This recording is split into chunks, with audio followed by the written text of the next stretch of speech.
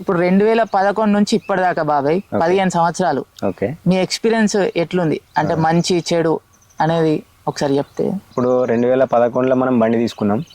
అప్పుడు పెద్దగా అవగాహన లేదు మనకు. రోజులు గడిచిన కొద్దీ మనకు అనుభవం పెరిగింది. అప్పటి నుండి ఒడిదుడుకులు ఎన్నో ఎదుర్కొన్నాం.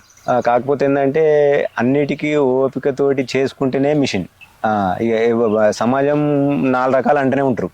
అవన్నీ అది ఫేస్ చేయాలి. ఆర్థికంగా ఇన్స్టాల్మెంట్స్ ఉంటాయి, ఆర్థికంగా ఇంటి ప్రాబ్లాలు ఉంటాయి. ఈ ప్రాబ్లాలు అన్నింటినీ ఫేస్ చేసుకుంటూ ముందటికి పోతేనే మనం నిలదొక్కోగలుగుతాం.